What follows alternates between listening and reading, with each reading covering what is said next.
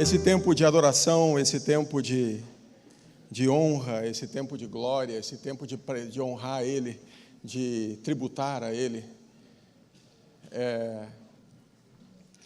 o que nós, como corpo de Cristo, como igreja, devemos entender como uma primícia básica da nossa fé. Cultuar a Ele, adorá-lo com intensidade de coração, deve ser uma prática na nossa vida todo o tempo. E é sobre isso, um pouco sobre isso, que nós vamos falar nessa noite. Nós temos nesse mês de setembro, nós vamos estar propositalmente, como CTF, falando sobre a adoração durante este e os próximos domingos. E você é convidado a seguir conosco, a estar conosco, a conectar conosco, para juntos crescermos nisso e aprendermos com Ele, que é manso e humilde de coração. Amém? E a palavra dessa noite, dentro dessa temática de adoração que eu gostaria de compartilhar com você, e compartilhamos com a igreja hoje pela manhã, se chama adoração como um estilo de vida. A adoração como um estilo de vida. Muitas vezes a gente entende, ou também aprendemos, que a adoração é o que acontece aqui, é o que aconteceu agora, nessa primeira meia hora. Isso é uma adoração? Sim, isso também é um modo de adorar. Através dos cânticos, através do júbilo, através da música. Mas nem só isso se resume à adoração. Isso que acontece aqui, o que estamos vivendo aqui, nos começos de cultos, nas primeiras meia hora, 40 minutos, é um tempo de adoração como igreja, como comunidade da fé. E sempre que nos juntamos, o adoramos. Amém? Mas a adoração como estilo de vida, ela remete ao indivíduo e não mais à coletividade. Não mais ao grupo, mas sim ao indivíduo. Eu preciso entender que eu fui chamado, criado, salvo e redimido pelo sangue de Jesus para o adorar, para prestar a Ele honra e glória todo o tempo. E todo o tempo, ela pode ser também entendida como orar sem cessar, que a Bíblia nos orienta. Mas eu não consigo orar 24 horas, não dá, eu tenho que dormir, eu tenho que comer, eu tenho que trabalhar, eu tenho que estudar, eu tenho que viver, não dá para orar todo o tempo, todo o tempo. Mas não significa que seja a sua vida de adoração resumida a um encontro coletivo como esse.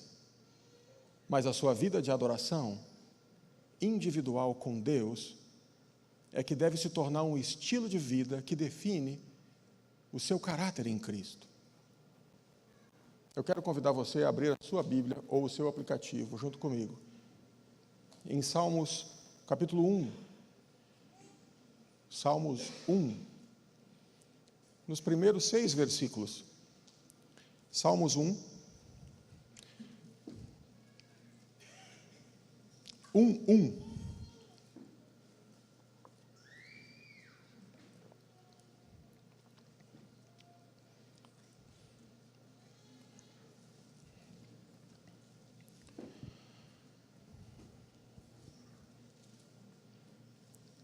Aqui traz alguns versículos, e vamos ler, que vão nos ajudar a entender essa linha da adoração como um estilo de vida, e não mais uma adoração pontual, e não mais uma adoração coletiva, ou uma adoração de vez em quando, mas sim uma adoração como uma cultura na minha vida. Salmos 1 diz assim: Bem-aventurado o homem que não anda no conselho dos ímpios, não se detém no caminho dos pecadores, nem se assenta na roda dos escarnecedores. Antes, o seu prazer está na lei do Senhor, e na sua lei medita de dia e de noite. Ele é como árvore plantada junto à corrente de águas, que no devido tempo dá o seu fruto, e cuja folhagem não murcha, e tudo quanto ele faz será bem-sucedido. Os ímpios não são assim. São, porém, como a palha que o vento dispersa. Por isso, os perversos não prevalecerão no juízo, nem os pecadores na congregação dos justos. Pois o Senhor conhece o caminho dos justos, mas o caminho dos ímpios perecerá. Muito bem, aqui, nestes rápidos 6 versículos, nós tiramos alguns aprendizados sobre uma vida de adoração permanente e não mais pontual. A palavra bem-aventurado, nós temos uma série de aprendizados por aí, né? Alguns dizem que é feliz 2 vezes, alguns dizem que é mais do que feliz, e tantas outras interpretações à bem-aventurança ou à palavra bem-aventurado. Mas no hebraico, essa palavra diz ashrei ou ashrei, no hebraico, e ela tem uma interpretação muito própria. E ela se aplica em algumas passagens da Bíblia, entre quais esta. E também no Salmo 119, no versículo 1, esse bem-aventurado também tem o mesmo sentido. E depois ela volta a ser repetida por Jesus nas bem-aventuranças de Jesus. E essa palavra do bem-aventurados aqui, do versículo 1, essa palavra em hebraico, ela tem como uma série de significados, porque a gente não tem uma tradução literal e curta para essa palavra, mas a gente tem o entendimento dessa palavra que diz sobre, ela significa achar, achar significa um homem marchando na estrada, sem obstáculos, que leva a Deus. Marchar, andar, conduzir, em uma via, em direção a Deus. E quando Jesus aplica nas bem-aventuranças, ela muda de direção a Deus para o reino de Deus. Então aqui a gente poderia ler o versículo 1, se fôssemos fazer uma tradução simples, simplistas, bem-aventurado o homem que não anda no conselho dos ímpios, seria mais ou menos assim, aquele que marcha com sentido, aquele que marcha com destino ao céu, não se detém, não para, não anda com os ímpios e não se assenta em roda de escarnecedores, porque ele tem um objetivo, ele tem um foco, ele tem uma missão, ele está em movimento. E por estar em movimento, marchando com um destino definido, ele não para, ele não se assenta, ele não se detém, ele não anda no caminho dos ímpios. E a partir desses 6 primeiros versículos, ele tem uma separação natural desse argumento. E o primeiro versículo, que diz, bem-aventurado o homem que não anda no conselho dos ímpios, ele não se detém, ele não se assenta, ele está nos dizendo o que não fazer. Olha, não ande no conselho dos ímpios, não se detenha no caminho dos pecadores, e não se assente na roda dos escarnecedores, não faça isso. No versículo 2, ele diz o que fazer. Antes, o seu prazer está na lei do Senhor, e na sua lei medita de dia e de noite.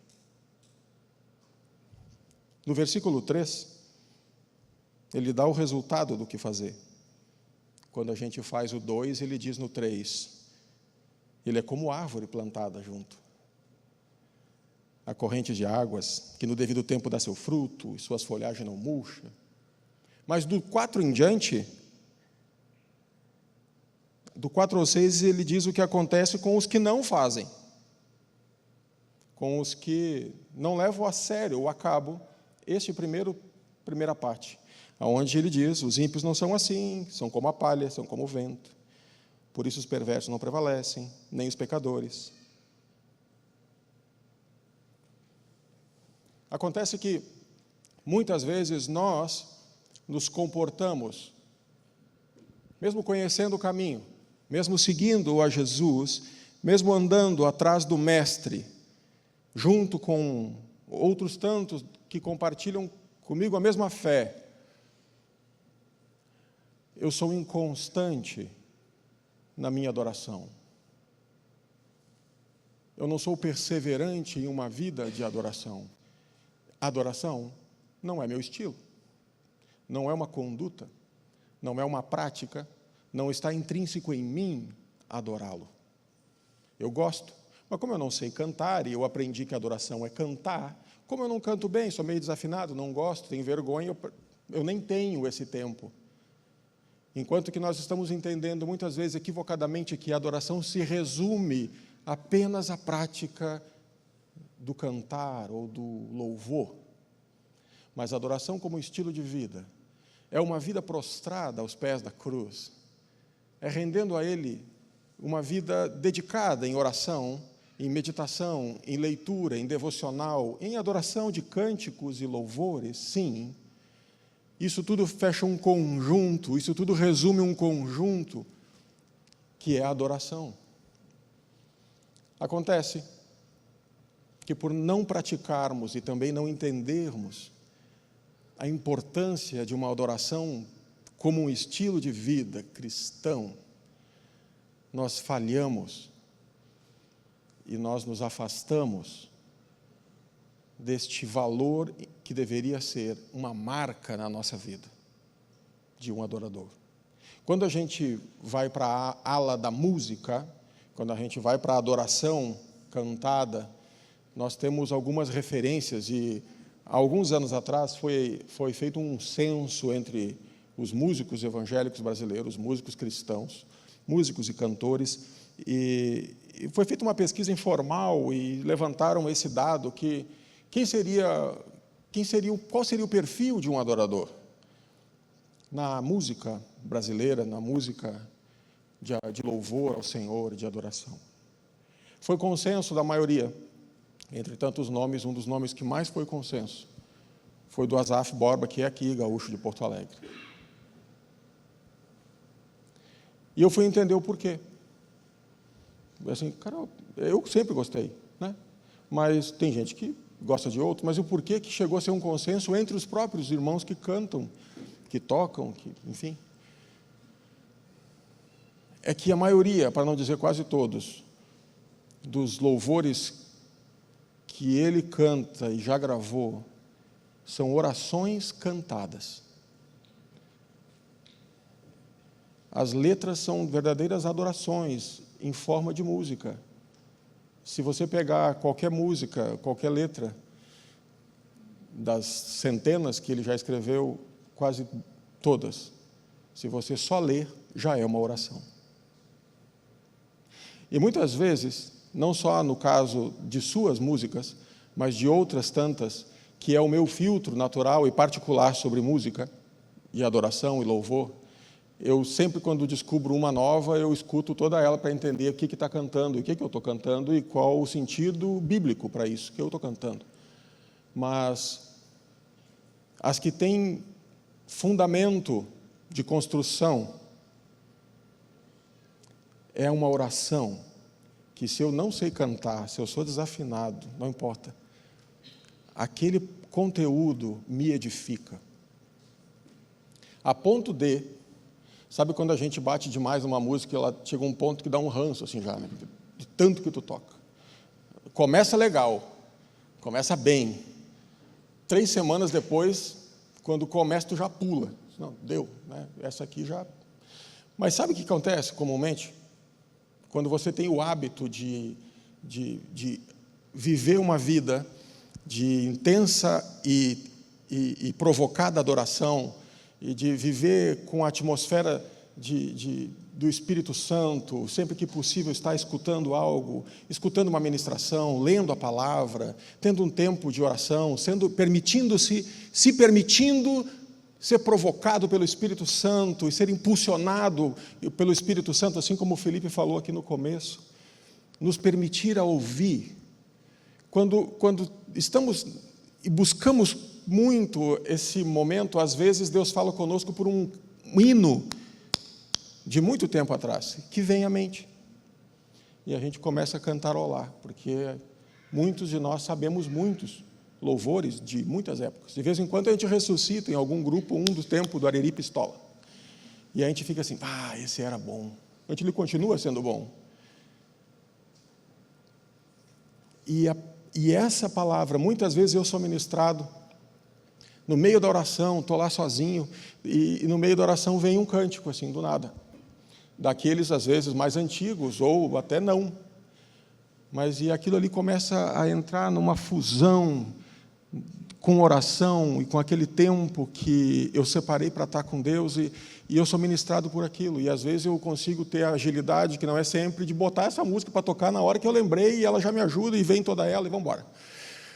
Mas isso precisa ser em nós intencional. Você vai ouvir falar bastante a palavra intencional, e você nesse ano, se você não se deu conta, você já está ouvindo falar muito nessa palavra intencional, e ela vai continuar por um bom tempo ainda, não só no meio da igreja, mas também na sociedade. Mas principalmente ela se aplica no meio da igreja, na nossa vida, o intencional. O que é o intencional? Por que estão falando tanto? Qualquer coisinha mete esse intencional no meio do negócio. É basicamente o que nós conhecemos como de propósito. Esse é o intencional. Eu tenho que buscar Deus intencionalmente. É de propósito, eu tenho que separar um horário, eu tenho que ver a minha rotina, eu tenho que ir lá e eu tenho que provocar esse espaço. Eu quero ser intencional nisso, eu quero fazer isso de propósito, porque eu sei que eu preciso. E a minha vida de adoração como um estilo, ela passa a ser, não por moda, mas ela passa a ser em mim como um hábito. A adoração me veste. E o meu falar, e o meu pensar, se resume ou se direciona tudo para um modo de adorador. Eu começo a tomar decisões no meu trabalho, na minha família, em tudo que eu me envolvo através de um direcionamento do Espírito Santo. Eu vou lembrar, pelo menos, de ser intencional em provocá-lo, para que ele me dirija. A adoração como um estilo de vida não é só quando a água bate no queixo, e esse é um comportamento muito comum em todos. Está tudo andando bem, até que começa a andar mal, e quando anda mal, eu faço propósitos. Quando começa a dar tudo errado, eu começo a fazer propósito, e como se não bastasse eu fazer propósito, eu puxo uns 3 ou 4 para me ajudar em oração. E eu marco reunião com a liderança, com o meu pastor, e eu venho em todas as reuniões, eu subo ali para orar, eu faço campanha, eu vou no meu GF, eu participo. Até então, eu não era relevante. Por quê? Porque nós temos um modelo, muitas vezes, que aprendemos, de buscar socorro somente na hora do aperto. Enquanto que nós fomos ensinados pela palavra a viver uma vida constante na presença do Senhor. Acontece que, pelo menos comigo, talvez não com ninguém aqui mais, mas quando isso acontece, dá uma sensação de vazio, porque eu não juntei nada para aquela crise. E quando a crise vem, seja ela em qualquer área, a gente olha para dentro e não acha muita coisa. E por isso que eu puxo uns 3 ou 4 para orar comigo. E eu tomara que eles tenham. Porque se eles também não têm, eu estou lascado. Porque eu não tenho. E uma vida de adoração, uma vida de rotina e hábito de vestir a adoração a Ele, de propósito, com a intenção de propósito. Eu preciso viver uma vida que agrade ao Senhor. Eu preciso me alimentar dEle, eu preciso de um devocional no meu dia, eu preciso de um espaço no meu dia para Ele, porque tudo é dEle. Eu canto que tudo é dEle, eu digo que Ele é o centro.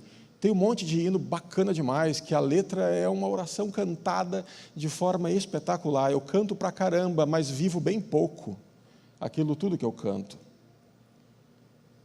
Porque muitas vezes, quando eu preciso buscar nesse depósito, o meu depósito está com saldo meio baixo. E aí eu entro num modelo de pânico, de susto, de medo, porque a adoração não é parte da minha vida. Ela não me veste, eu não me revisto, eu vivo uma vida pontual. Se eu venho aqui, está bom, se eu conecto no GF, ou eu vou no GF, está bom também, está tudo certo. Ou também não vou, ou também não venho, ninguém manda meu nariz, está tudo certo. Mas é a minha postura, a minha forma de me apresentar a Deus, me diz como eu vivo a minha vida de cristão e de um adorador. Muitas vezes, nós nos encontramos aqui e temos momentos excelentes e preciosos na presença de Deus aqui. Eu mesmo já vivi grandes tempos aqui nesse lugar, de adoração, de ministração, de tempo de louvor, que o Espírito Santo andou nesse lugar. E em tantos outros lugares que tivemos dezenas de experiências da presença de Deus. Mas eu não posso viver dessas memórias.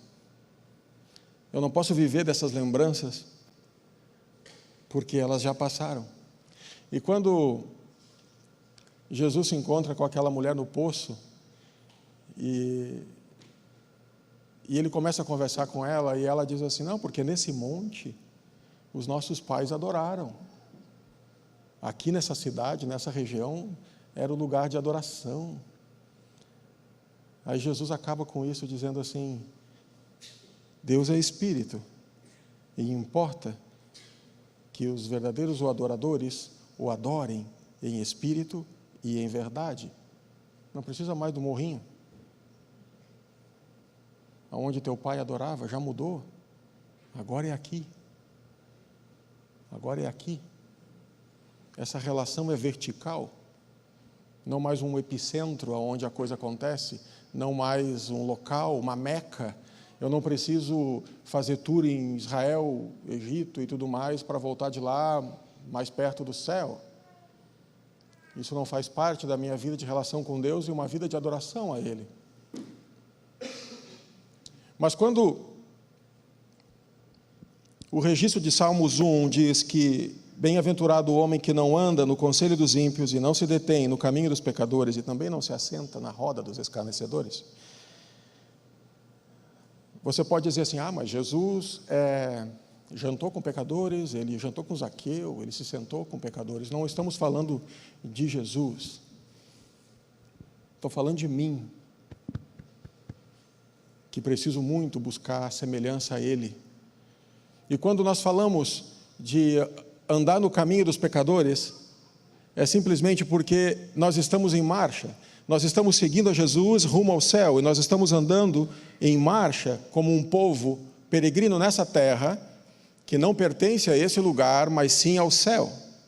E olha que interessante, quando nós pertencemos a um outro país, a uma outra nação, temos um outro lugar, nós dificilmente fincamos raízes em terra estranha. Um exemplo muito comum, conhecido por todos os sul-americanos, é o movimento migratório de décadas do México para os Estados Unidos. E quando nos deparamos com isso, conversando com famílias mexicanas, descobrimos que as mulheres e os filhos de uma geração inteira ficavam no México, e os maridos e os filhos homens já mais adultos iam para os Estados Unidos, ilegalmente, uma boa parte, para trabalhar de pedreiro, pintor, jardineiro e todo o serviço que tinha para fazer. E lá onde eles estavam, por anos às vezes, ficavam mandando dinheiro para a esposa, para a família, para os filhos. E, obviamente, como o sistema capitalista nunca dorme de touca, tem um sistema há décadas de caixa eletrônico que você deposita nos Estados Unidos e o dinheiro sai no outro lado. Para isso pode. Se o dinheiro é do imigrante ilegal ou não, não tem problema.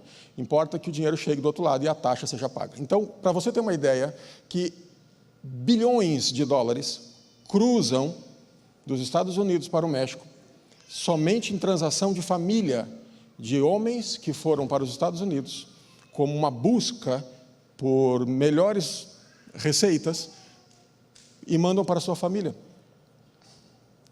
E eles têm uma média de tempo que eles ficam lá, ou são deportados, ou são encontrados e deportados, ou ficam o tempo que dá para conseguir, no seu país, ter uma melhor condição de vida, seja ela uma boa casa, um sítio, casa para os filhos e tudo mais. Aí quando a gente olha para esse modelo migratório, a gente não está muito longe disso, como salvos pela graça. Porque nós não estamos no nosso destino, nós estamos caminhando nesse destino. Nós passamos por aqui, nós estamos marchando para um lugar. E Jesus nos ensina mais ou menos essa técnica do que acontece no modelo migratório. Ei, não junta tesouro aqui, junta tesouro lá, porque lá é a tua casa. Junta tesouro no céu, lá ninguém rouba. Lá o pessoal da alfândega não pega. Lá não tem problema com a receita. Junta tesouro no céu. Não vai ter o problema do Pablo Escobar, que enterrou e apodreceu. Não, junta no céu. É lá que você junta tesouro. E por que temos que juntar tesouro no céu? Porque lá é a nossa pátria. Lá é onde está sendo construída a nossa casa. E é para lá que vamos. Uma vida de adoração intencional só me permite caminhar atrás de Jesus rumo a esse destino. Então, quando eu paro no meio dessa caminhada atrás de Jesus, eu me detenho ou eu cruzo com um caminho de pecadores e eu me desvio, logo a minha adoração para, porque eu não posso adorá-lo longe da sua presença. Ou eu me assento a um grupo de escarnecedores, e escárnio é zombaria de Deus, e por isso Deus abomina. Os escarnecedores são os que zombam da figura de Deus, e Ele abomina. Olha, e aquele que se detém, aquele que para no caminho, uau! E hoje pela manhã a gente falava que às vezes no domingo, aqui, muitos de nós no domingo, a gente já chega meio de gatinhando já, porque a gente está na mesma marcha, todo mundo, mas às vezes a gente vem já na capa da gaita, assim. Aí a gente chega já meio de gatinhando, e aqui a gente levanta, aqui a gente conecta, aqui a gente tem um conteúdo, e a gente se sente fortalecido. É como se chegasse muito acrocado já no culto, e alguém pega aqui e diz assim, opa, melhorou, e eu vou para casa bem. Eu me sinto bem aqui, com aquilo que o Senhor ministra aqui, com aquilo que Ele me alcança aqui, e com aquilo que eu faço aqui.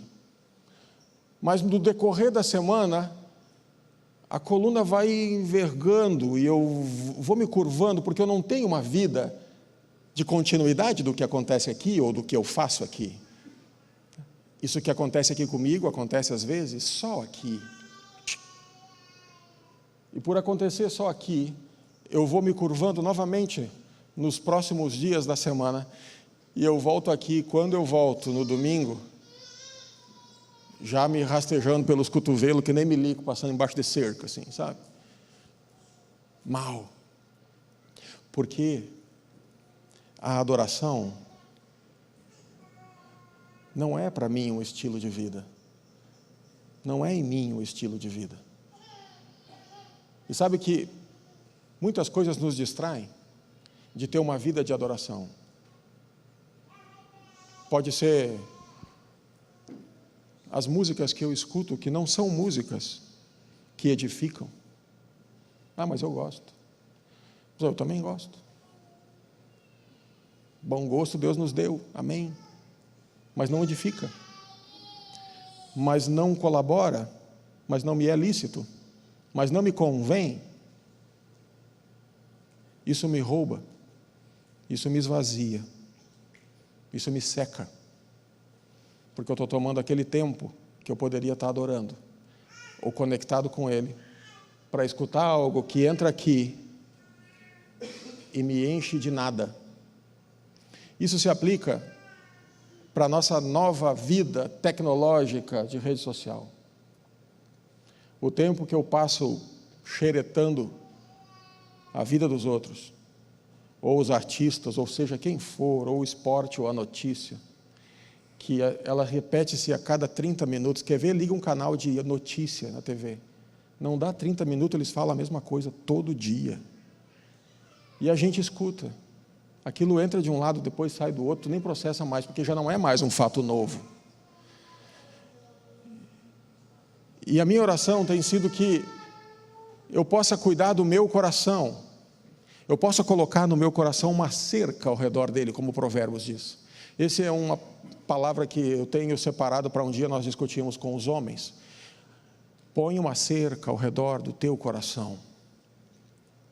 E eu cuido do meu coração, para que o Espírito Santo tenha a primazia, a prioridade, a primícia do meu dia, da minha cabeça e do meu coração. Sabe que nós começamos a dar espaço pouco a pouco aos processos do dia a dia, e isso vai nos consumindo um tempo e vai nos esvaziando como adorador. Seja um programa de comédia do rádio, que é bem engraçado, fala um monte de porcaria, mas é muito engraçado. 80%, eu falava hoje pela manhã, 80% é lixo. E eu tenho mais pontualidade em escutar isso no rádio do que o meu devocional com Deus. A minha vida de adorador está precisando ser ajustada. Mas não que eu não posso me divertir, não que eu não posso dar risada, porque vida de crente é só alegria. Não é isso. É selecionarmos a qualidade daquilo que consumimos, zelando pelo cuidado de Deus em nós, zelando pelo tempo precioso que Ele tem em nós. E eu não consigo, nós não podemos, em alguns momentos do dia, pedir licença para o Espírito Santo, porque agora eu vou dar uma rateada. A gente faz isso, só a gente não pede licença, a gente é mal educado.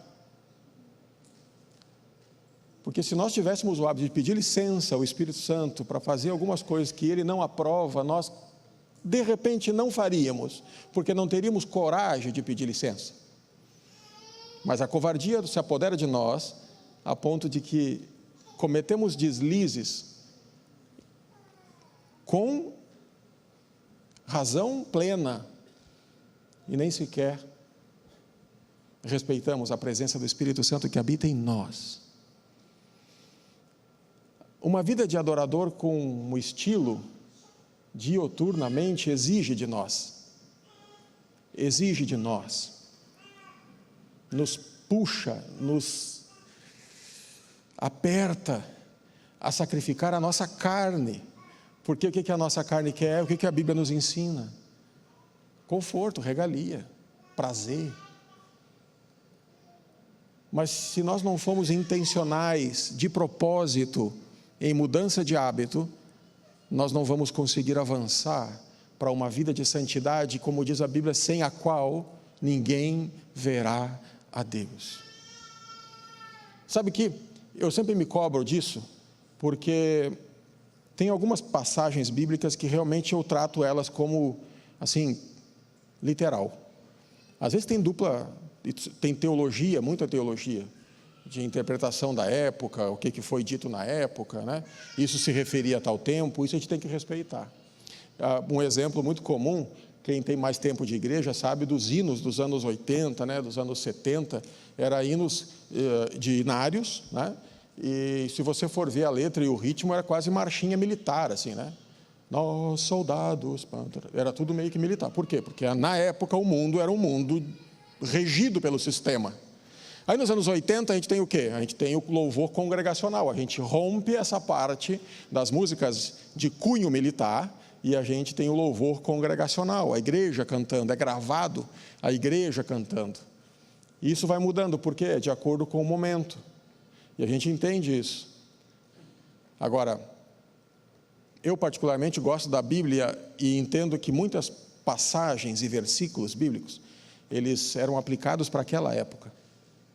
Como o versículo 2 aqui, que diz que o prazer é meditar de dia e de noite na lei do Senhor, nessa época ele se refere ao Pentateuco, aos primeiros 5 livros. Mas nós entendemos que o meditar na palavra hoje é em toda a palavra. Mas,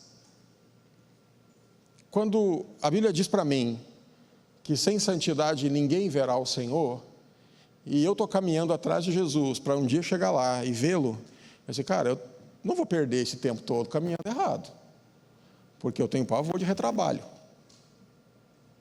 Porque imagina se vivo uma vida sem santidade, mesmo estando aqui, mesmo andando junto, mas no meu particular, no meu coração, eu sozinho, eu não tenho santidade alguma, nem prezo por isso, não zelo por isso, não busco por isso, não quero isso. Para mim está bom só entrar no céu, não quero galardão, só quero entrar na porta e que ela feche atrás, está bom. Não funciona assim. E eu fico pensando com os meus botões, caramba, imagina, 40 e poucos anos, 50 e poucos anos, de convertido, de cristão, e não leva uma vida de santidade, e aí não vou vê-lo no final. Cara, que perda de tempo, irmão. Que vida que eu levei aqui, caminhando atrás de Jesus, assim como muitos caminharam literalmente atrás dele. Mas muitos ficaram pelo caminho também atrás dele. Mas chegar no final e não vê-lo, e sem santidade não verei a Deus. Esse cara, não posso perder esse tempo. Eu só tenho uma vida, e eu a entreguei a Ele, e se eu entreguei a Ele, eu preciso viver com intensidade, eu preciso viver de propósito, aquilo que Ele tem para mim, e eu tenho que ser maduro, em alguns processos, resistir ao diabo, e ele vai fugir de nós, a Bíblia diz isso. Eu preciso resistir, não posso ser um frouxo, eu preciso ser um adorador de tempo integral, mesmo que eu não saiba cantar nada, mas Ele conhece o meu coração. Em uma pregação de Bill Johnson, ele disse que ele estava num congresso, e ele era um dos pregadores, ele estava sentado bem na frente, e estava na parte do louvor, e tinha duas irmãs cantando aqui no vocal, no louvor, e ele disse assim, eu sou pastor há muitos anos, eu tenho um ouvido bem afinado, e aquela irmã, uma delas estava puxando o negócio para um outro lado, estava muito desafinado, mas muito desafinado, e aquilo estava me incomodando ali embaixo. Outras meninas estavam rindo dela, e ela cantando, e aquilo estava me inquietando tanto, eu não estava conseguindo me concentrar, porque ela estava muito desafinada, e muito alto. Diz que ele estava já conturbado com ele mesmo, na primeira fileira, com aquela irmã cantando tão desafinada lá em cima, e nisso se aproxima dele Heidi Baker, e diz assim, é lindo, não? Aí ele não sabia o que responder, aí antes dele responder qualquer coisa, ela disse assim para ele no ouvido, enquanto a irmã cantava, assim, ela estava há mais de 30 anos perdida, Jesus a salvou e hoje é o primeiro dia que ela canta. Aí ele pensou com os botões dele assim, eu nem vou pregar mais, nem vou subir, toca reto aí, está tudo bem. Porque nós nos privamos muitas vezes, porque achamos e colocamos em nós mesmos as travas de que não sabemos e de que não devemos e por isso eu não faço. Enquanto que uma vida de adoração, ela é contínua, ela necessita ser em nós contínua. E de novo, não se resume à música, ela faz parte, ela é do conjunto, mas uma vida de um adorador, como intrínseca em nós, como um hábito, como uma rotina, ela deve ser na oração, na intercessão, na leitura, na meditação, no consumo daquilo que realmente agrega em mim, e junta tesouros no céu, através daquilo que eu vivo, através de quem eu sou, espelhado pela palavra. Fora disso, é engano. Ou nós estamos nos enganando muito. Fora disso, não tem. Quando somos intencionais, quando somos... Sabe que quando a gente fala de intencional, que é de propósito, assim, eu quero fazer, não, eu vou fazer. A gente aprende muito isso nos últimos meses, temos aprendido muito, até pela pandemia, né? Muito consumo de vídeo, de curso online, de palestra online, de tudo. E isso é uma prática muito comum no mercado.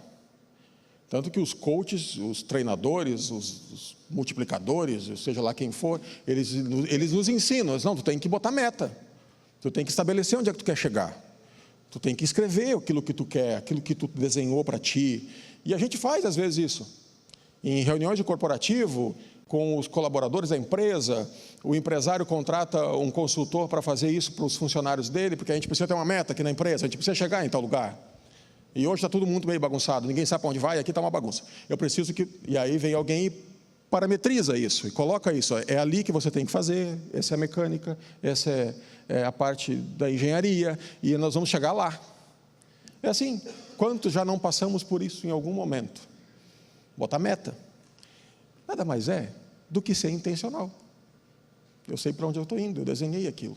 Só que nas coisas de Deus, na nossa vida espiritual, a gente não faz isso. A gente acha que o Espírito Santo vai fazer tudo.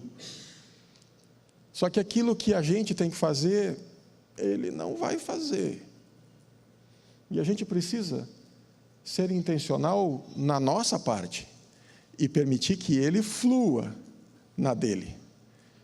Ele não vai fluir na dele em nós se a nossa parte a gente não faz. Nós temos um excelente manual. Na verdade, a gente lê pouco e a gente não sabe como funciona. E sabe o que é interessante? É igual manual de qualquer máquina. Ou você lê e entende como funciona, ou você vai escutar outro que leu e vai dizer como funcionou para ele. Pode ser que não funcione da mesma forma para você, porque o manual é seu. Veja que interessante.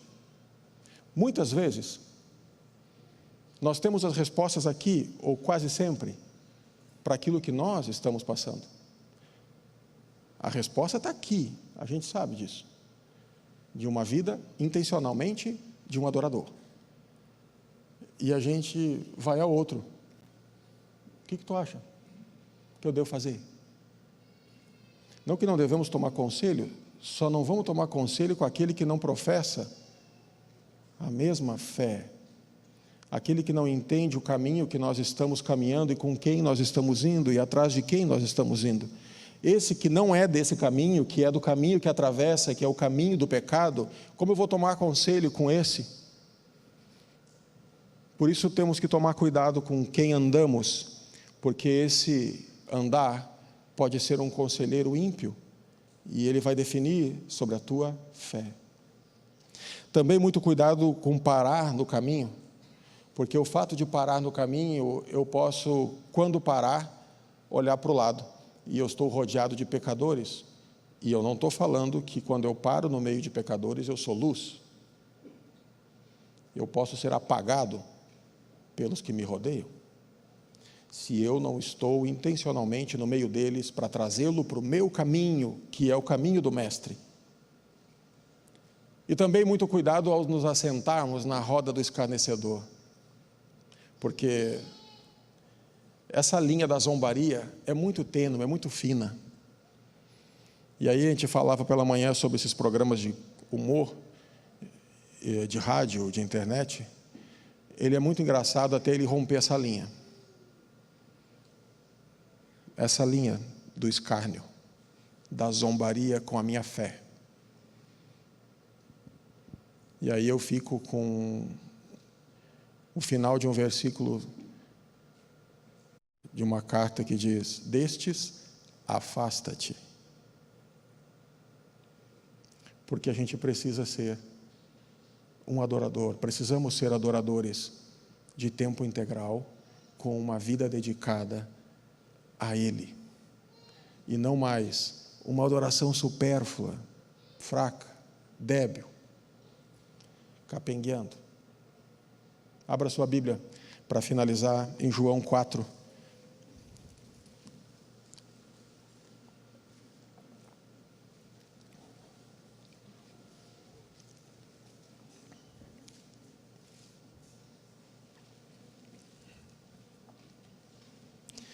João 4, 23 e 24, que é justamente dois versículos sobre esse encontro de Jesus com a mulher.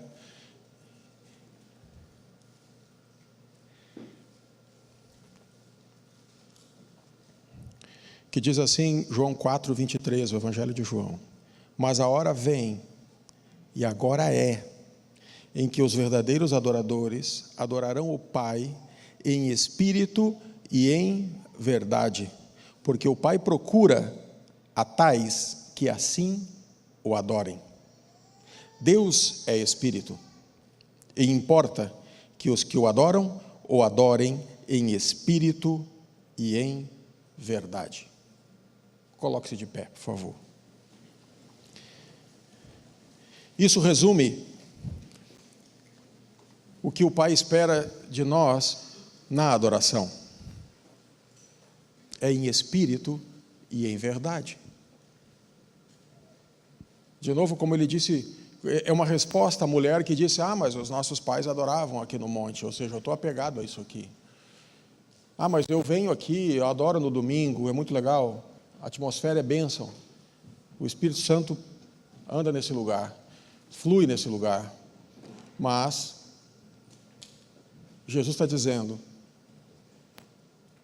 que o Pai procura tais adoradores. E quais são esses tais adoradores que o Pai procura? Verdadeiros adoradores, que adorarão o Pai em espírito e em verdade. É chegado um tempo de nos tornarmos cristãos genuínos, verdadeiros, intencionais, que rompa, que avance. Nós não podemos mais procrastinar na nossa fé.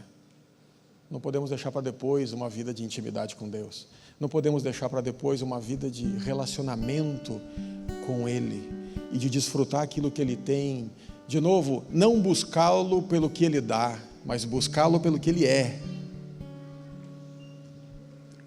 Isso é uma vida de um adorador. É uma vida padrão, é uma vida cotidiana, é uma vida com um perfil, é uma vida que nos remete, é uma vida que nos define de adoração. Eu quero orar com você para encerrarmos. Você que também está em casa,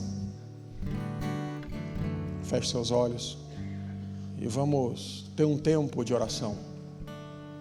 Se você não sabe o que orar, está tudo bem. Escute a oração. Se ela faz sentido para você, concorde com ela. Se ela não faz sentido para você, avalie o que faz sentido na sua vida para mudar. Mas vamos orar, tirar um tempo de entendimento na oração. Sermos intencionais, para acabar com essa palavra hoje, finalizando, não vou mais repeti-la. Sermos intencionais na oração. Uma oração de acordo, uma oração de combinado. Quero combinar algo contigo, Espírito Santo. Eu preciso combinar algo contigo, é a minha meta. Feche seus olhos. Pai, obrigado porque a Tua misericórdia se renova a cada manhã. E a Tua palavra diz que Tuas misericórdias, elas são a causa de que não somos consumidos. Obrigado porque nos alcançaste com amor e com graça. Obrigado pela salvação. Obrigado por nos amar com amor eterno e esse amor nos constrange. Obrigado por nos trazer à memória aquilo que nos dá esperança. Obrigado porque Tu fala ao nosso coração, mesmo ele não estando assim tão alinhado contigo, mas Tu nos ama com amor e nos busca e nos resgata e nos restaura. Obrigado, Espírito Santo. Continue me ajudando, Espírito Santo. Eu preciso de Ti. Me ajude a viver uma vida segundo o que Tu esperas que eu viva. Eu tenho um entendimento sobre a minha vida de fé. Eu já estou quase seguro que não é o mesmo que o Teu. Vem sobre mim. Revela-te a mim, Espírito Santo. e que eu possa te ouvir, te sentir e obedecer. Eu quero fazer o que tu queres que eu faça, Espírito Santo. Tu que és o ajudador idôneo, tu que és o consolador deixado em mim pelo próprio Jesus. Eu quero que tu me ajude a honrar a presença. Espírito Santo, me ajude a honrar a presença. Se sou o templo, tu habitas em mim. Me ajude a mantê-lo aqui. Me alerta, Espírito Santo. Me adverte, Espírito Santo, quando estou tendencioso a errar, a falhar, a pecar. Me ajude. Não quero te entristecer. Não quero te entristecer, mas eu quero que tu te alegres comigo, porque eu sei que a tua alegria é a minha força.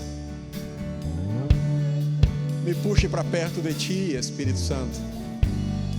Me puxe para perto de ti todo dia.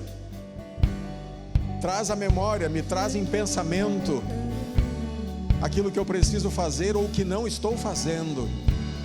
Afina os meus ouvidos a ouvir a tua voz e o meu coração a obedecer.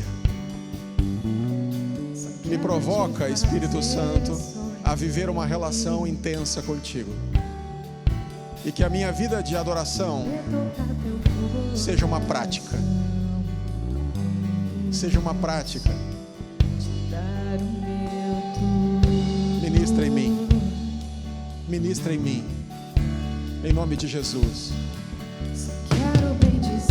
Me inquieta, me inquieta, me provoca, me deixa desconfortável com aquilo que eu não estou fazendo para ti e contigo, porque eu quero sim seguir a Jesus e levar tantos mais que eu puder comigo.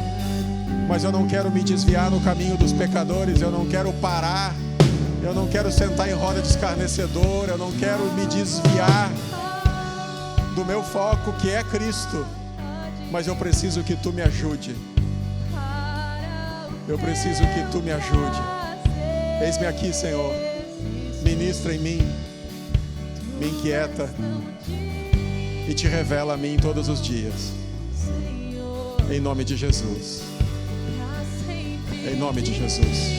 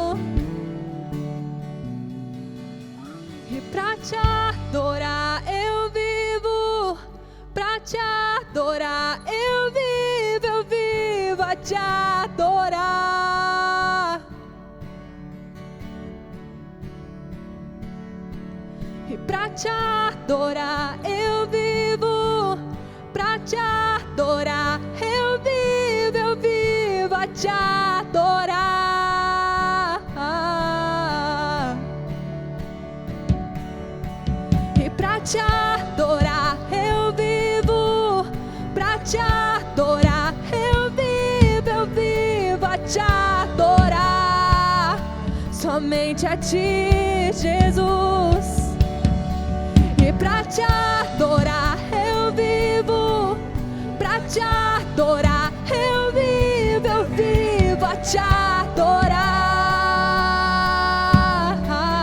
pra te adorar, e pra te adorar eu vivo, pra te adorar eu vivo a te adorar.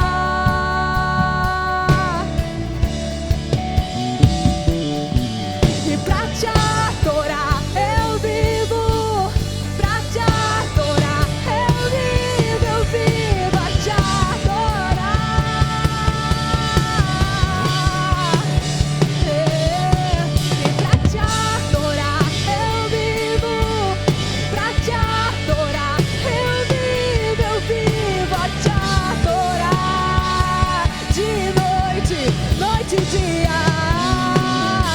E pra te adorar eu vivo, pra te adorar eu vivo a te adorar.